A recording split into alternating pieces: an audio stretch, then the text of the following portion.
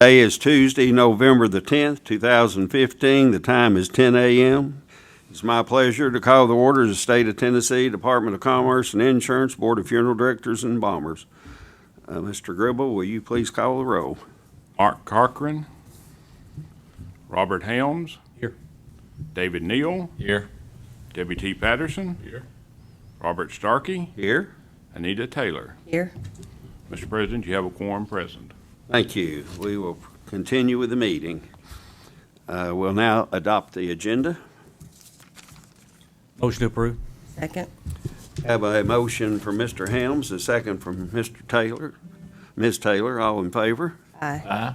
Motion carries. All right. The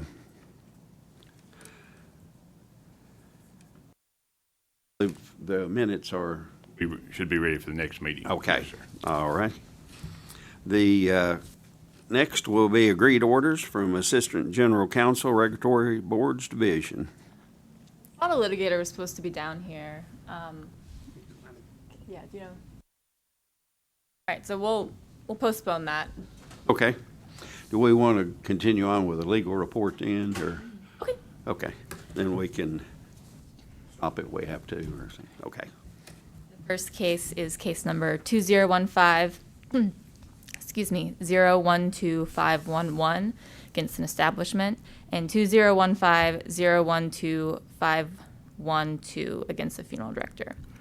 A West Virginia establishment filed a complaint against respondents for the handling of a deceased who had a pre-need contract with the West Virginia firm. Respondents told the West Virginia firm that the next of kin wished to have the services in Tennessee and then transport the body for burial in West Virginia. Respondent wanted to transfer the pre-need contract to pay for this. West Virginia firm states that respondent was unprofessional and unethical by trying to perform services that another firm already had in place, and it incurred unnecessary additional charges that the West Virginia firm had to pay, such as embalming, which was not included in the original pre-need contract. An investigation revealed that the next of kin wanted respondent to handle the services because of previous trouble her family has had with the West Virginia firm. However, after respondent called and told the West Virginia firm this, that firm then called the next of kin multiple times, telling her that they already had a contract and she would incur additional expenses by using respondents. The next of kin finally agreed to let the West Virginia firm handle the services to avoid further conflict in her time of grief. The complainant firm is upset that they have to pay respondent for unnecessary embalming. Respondent states, and this is confirmed by the next of kin, that the next of kin requested embalming at pickup. Respondent quoted a price of $995, which included embalming, removal, dressing, and death certificates. But West Virginia states that they did not receive a price list from the respondent firm. Respondent states that they found their price list and invoice on the floor of their room, indicating that the transporter dropped it when it came to pick up the body. The next of kin stated that even though the deceased's husband had a pre-need contract with West Virginia still charged them an additional $1,295 for the service. And those were for cemetery expenses, which the next of kin believed had already been paid. The next of kin also stated that they did not use all of the services, so West Virginia made a profit off of the contract, regardless of these unnecessary expenses. The extra money was supposed to be donated to charity, but the next of kin has not seen any paperwork or documentation from the West Virginia firm showing any itemized charges and what was sent to charity. My recommendation would be to close against the respondents with a letter of caution ensuring that the other funeral home receives the itemized statement. The West Virginia firm was uncooperative with me when I attempted to obtain the itemized charges, so therefore I would refer that to the West Virginia State Board to look into the contract discrepancies the next of kin was concerned about.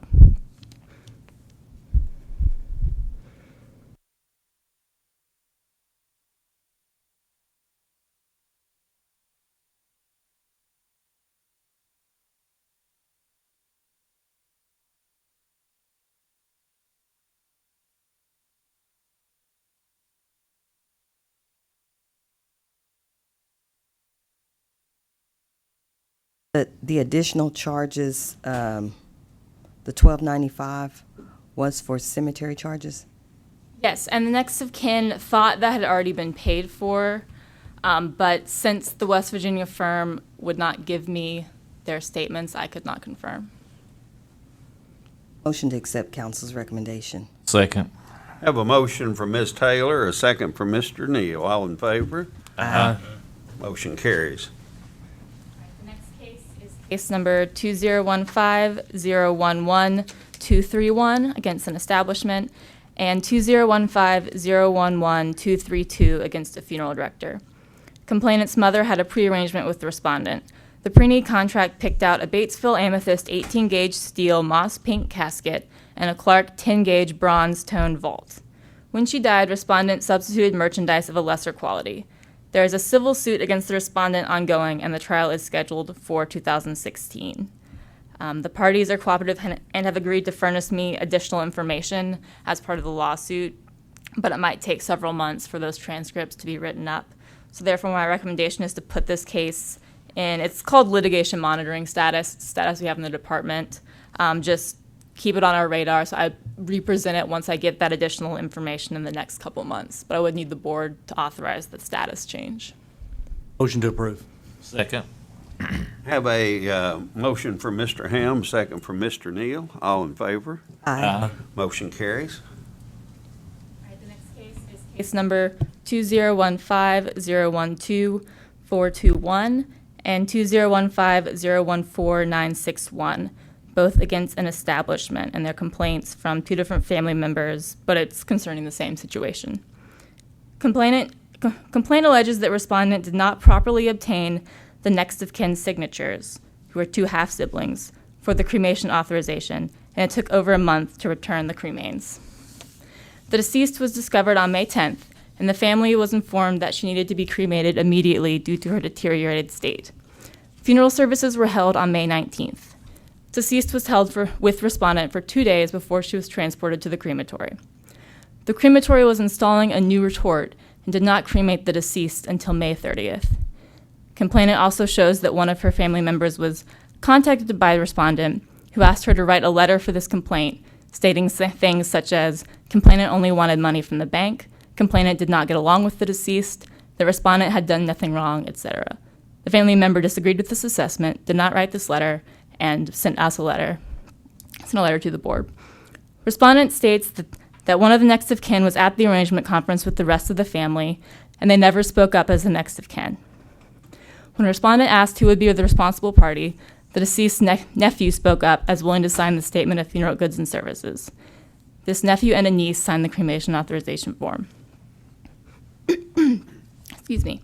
An investigation revealed that respondent asked complainant next of kin to sign a cremation authorization form 5 days after the cremation occurred. While respondent states that he did not realize they were the next of kin until then, the obituary respondent submitted to be published on the day of the arrangement conference listed the next of kin correctly. Additionally, the next of kin states that she came to the funeral home the day after respondent picked up the body, but respondent told her that he would only talk with the deceased nephew because he was the one paying, and he was the one who had made the original call. Plus, respondent had originally backdated this version of the cremation authorization form to state that the next of kin signed on the day of the arrangement conference, which everyone admits did not occur. The investigation also revealed many discrepancies on the statement of funeral goods and services, even though there were two signed. The most recent one was signed after the cremation. Even this newer statement charges for duplicative services and for services that did not occur. In total, the discrepancies result in a required refund to the family of $863.50. So I found several violations in this investigation, the several funeral rule violations in the statement, did not obtain the authorization from the next of kin until a month and a half after it was needed. And while the respondent says that he did not realize, the obituary respondent printed did have the next of kin correctly listed. And then the unprofessional conduct, respondent backdated his copy of the next of kin's cremation authorization form to show that it was signed the day of the arrangement conference. Then he also pressured family members. Excuse me. So my recommendation would be a consent order with a civil penalty of $4,000, but with the option of lowering the civil penalty to $2,000 upon proof of refunding the excess funds, the $863.50, to the family within 30 days, investigation costs of $400, and authorization for a hearing.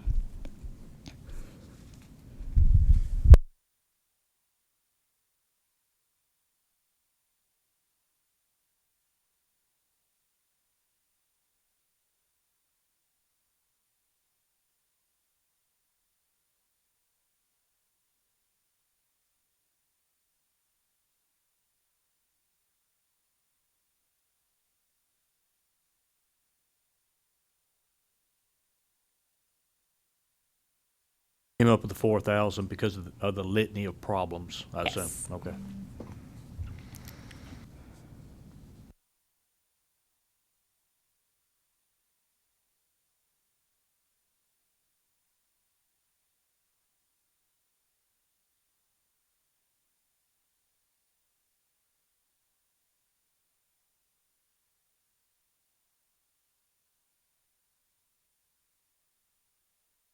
I like the creative recommendation, 4,000 versus 2,000 if they do the refund. I like that. Make a motion to approve.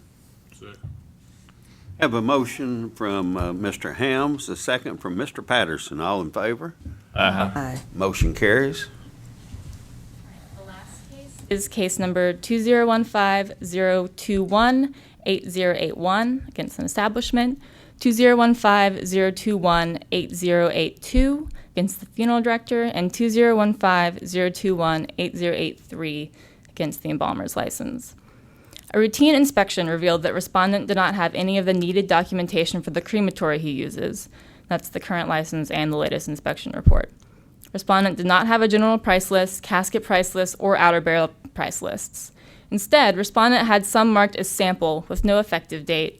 One of them was listed as ABC Funeral Home as a sample, and none of them were filled out completely or properly. Respondent had serious errors with all 8 files that were presented for the inspection. 5 were not produced for review at all. 1 only had a death certificate in it. 1 did not have the cremation authorization or the statement of funeral goods and services selected, and 1 did not have sufficient pricing information in the statement.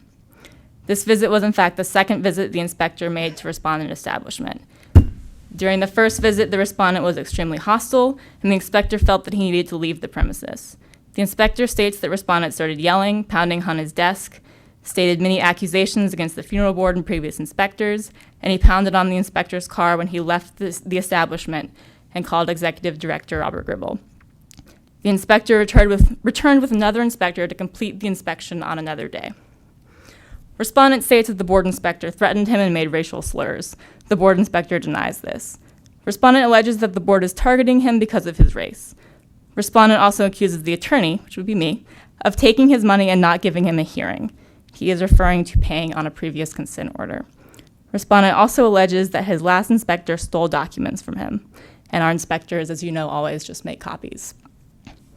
So based on the seriousness of the violations, with pretty much no price lists, no documentation presented for the families that he has served, my recommendation would be to revoke the respondent's establishment license and then have a $1,000 civil penalty for respondent's personal licenses and authorization for a hearing. How long has this firm been in business? It's been in business for several years, Ms. Taylor. Probably over 5 years, because he has his history, 2 in the past 5 years. Yes, I generally, if they're any older than that, I generally don't list them because, you know, things have changed. It's usually a different manager. I don't know if that's the case in this situation or not, but Old enough to know better. Motion to accept council's recommendation. Second. Have a motion from Ms. Taylor, a second from Mr. Neal. All in favor? Motion carries. that concludes my legal report, and our litigator is here for the agreed order. Hey, good morning, board.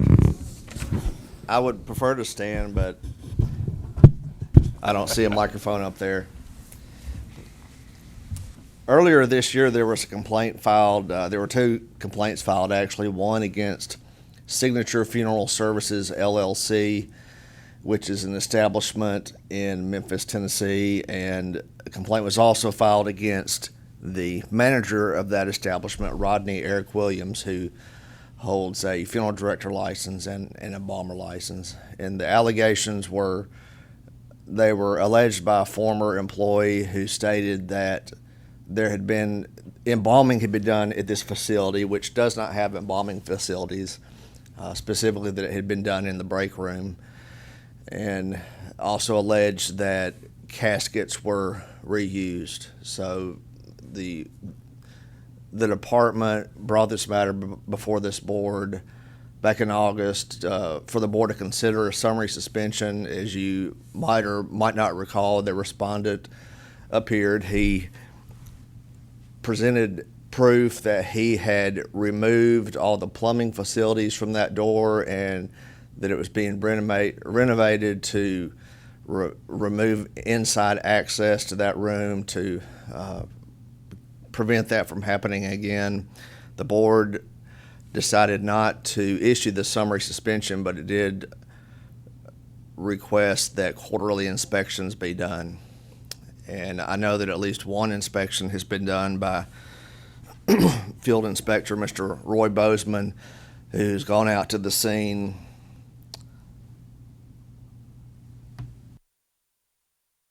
on, well, it was after August 11th, but he went out to the scene and he verified that, yes, the sink and everything has been removed and that, yes, the access has been cut off from inside. So that should not happen again. So after that, I went forward and filed formal charges against the funeral establishment and the manager. And we have arrived at a settlement that I would like to present to the board today, and that should be on your iPads. The first case that I'll talk about is Signature Funeral Services. Its docket number ends in 59A.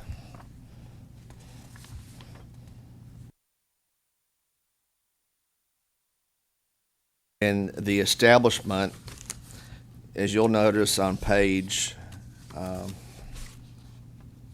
4 of the agreed final order, the establishment would agree to pay by December 1st, 2015, a civil penalty of $1,000 and the hearing cost in this matter. And then in the second case against Rodney Eric Williams, it's got a few more details in it. The agreed disposition in that case starts on page 4. You'll notice that the respondent is agreeing to a 62-day suspension of his funeral director license and his embalmer license. And that 62 number was chosen just because that makes it come out on an even day of the month. And you'll notice in paragraph 3, it specified that he's got to remove himself from that establishment, that he cannot be operating that business. He cannot be going on customer calls, removals, graveside services, any of that. The only thing that we provided for is in paragraph 4, where it says that he can write checks to pay his suppliers and to make his payroll. And Mr. Williams further agrees to pay $1,000 by December 1st as a penalty, the hearing cost of $200, and he is also agreeing to pay $425 in investigation cost. And Mr. Gribble, is that in addition to inspection fees that he's paid? Okay. There would have been one reinspection fee of $200 for the inspection that occurred after the August board meeting, but before today. So we're recouping the cost that the investigator spent in investigating this initially. Then on page 5, it continues. You'll see in paragraph 6 that he is going to complete 10 hours of continuing education that doesn't count towards his regular requirement. 3 of those have to be in ethics. And number 7, he agrees that if he's found to have violated any of the terms of this agreed final order, that his embalmer license and funeral director license are going to be revoked. So if that were to happen, we would of course have a hearing, but the only issue would be whether or not he in fact violated the terms. The disposition would be revoked. So anyway, I respectfully request that the board approve these 2 agreed final orders.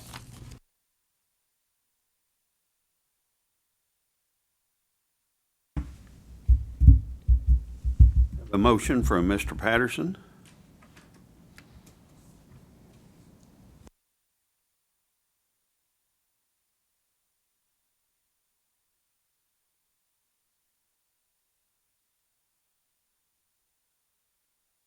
These two orders be voted on simultaneously, in other words? Or They do can. need- Yes, sir, be- that's fine. Okay. Is the state happy with this consent order? The department is, yes, the department feels like this is an appropriate, effective resolution. Second. Have a second, first from Mr. Patterson, second from Mr. Hams. All in favor? Uh-huh. Motion carries. Thank you, Mr. Chief. Thank you, Mr. President. If I may, the original for your signature.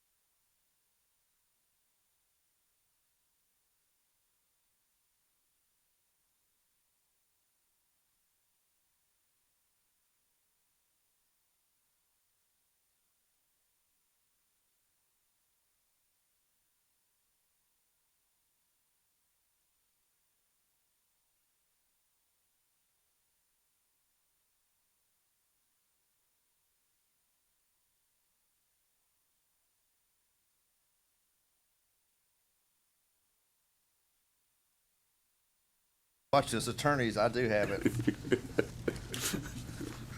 I thought I could sneak one. Okay. Thank you. All right. Next will be our director's report from Mr. Robert Gribble, Executive Director. Thank you, Mr. President.